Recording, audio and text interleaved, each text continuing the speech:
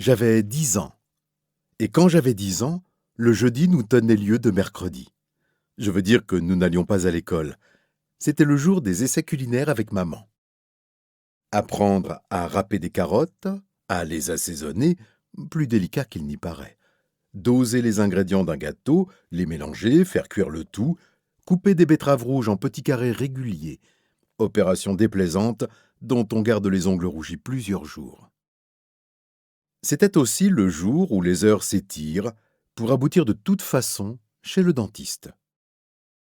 Il officiait au rez-de-chaussée de son habitation personnelle, une maison bourgeoise. Le hall m'impressionnait.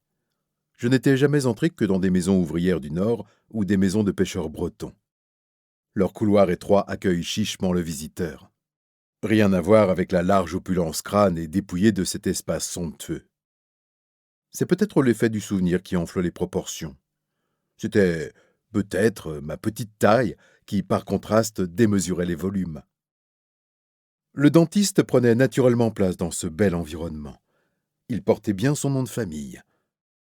Le regard bleu pétillant et les dents blanches, étincelantes, me faisaient penser aux flocons de février. Il avait aussi la bonhomie et la douceur des intérieurs qu'on affectionne à cette période de l'année.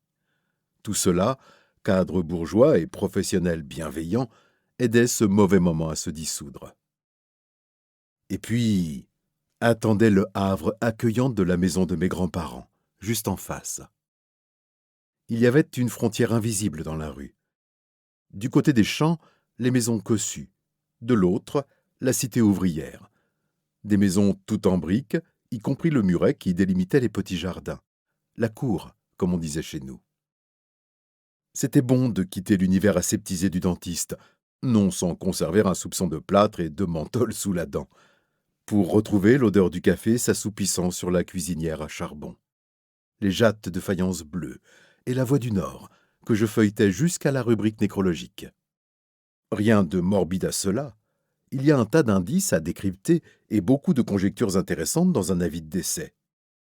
Quel est le nom de la belle famille? Que vient faire dans la liste des affligés un patronyme qui n'a rien à voir avec les précédents? Pourquoi donc ces médailles? Il était pompier volontaire. Certains sont donc contraints de l'être?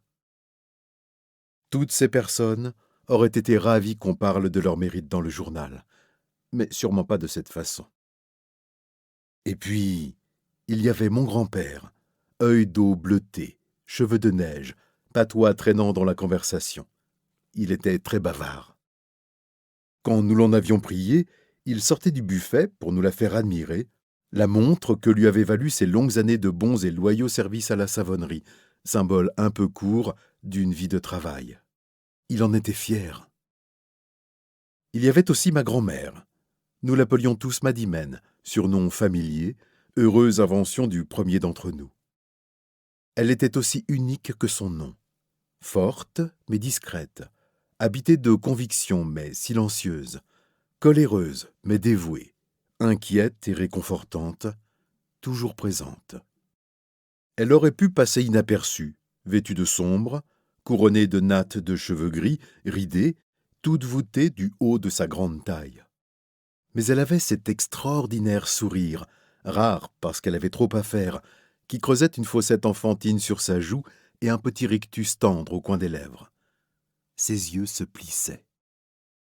Le dimanche, quand l'un de nous 12 renâclait à manger sa viande, elle disait « Mais mange, c'est du chat !» Elle nous aurait fait avaler des troupeaux de veaux, des tombereaux d'agneaux, des hordes de bœufs en nous servant du chat. Avec la logique toute particulière des enfants, le chat de Madimène était forcément bon. J'avais 10 ans, et elle m'a percuté brutalement. C'est ma grand-mère qui la portait. Elle avait déjà porté tant de choses, ma grand-mère, des petites, des grandes, de très lourdes.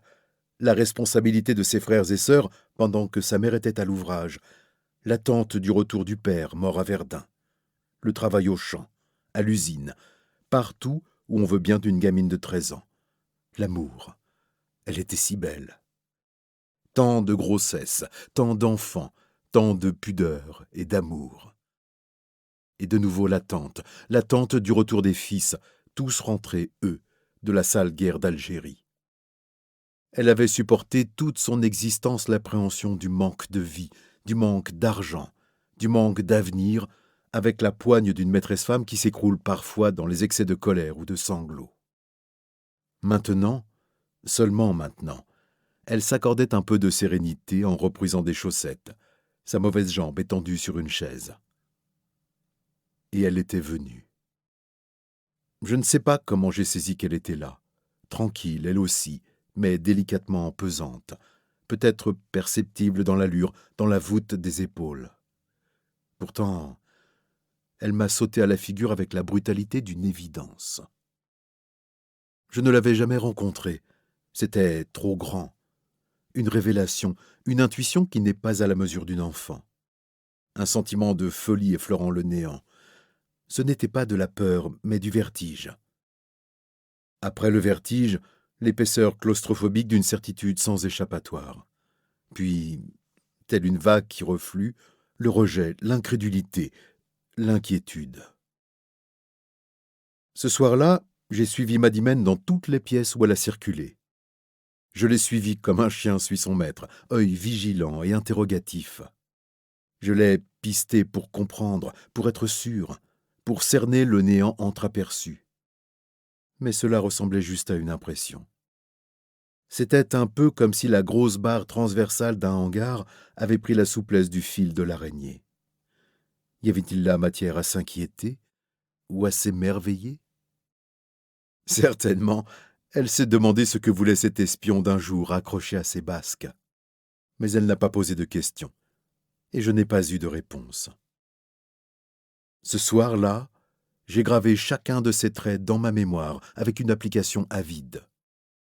Je me souviens de sa démarche, de l'arrondi du dos, de ses arcades sourcilières, de sa coiffure, de son pas pesant. J'ai essayé de substituer une heure d'observation à 10 ans de vie à côté d'elle.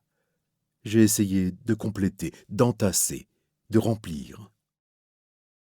Sur le pas de la porte, elle s'est tenue 1 minute pour nous dire au revoir avant de retourner à ses occupations. Avant que nous soyons éloignés, elle avait déjà laissé une place vide à côté de mon grand-père, qui agitait son mouchoir blanc en signe d'adieu, comme tous les jeudis. Nous sommes rentrés chez nous sans que je sache si ce vide subtil était porteur de réalité ou dénué de sens. Le soir était lourd à porter, oppressant. Le lendemain, je réussis, non sans mal, à tourner en dérision le fantôme entrevu, puis à le chasser de mon esprit. Le malaise s'était glissé sous la banalité de la vie quotidienne. C'est avec plein d'enthousiasme et d'optimisme retrouvé que je suis rentré de l'école samedi midi. Maman nous attendait au seuil de la maison. Madimène n'était plus.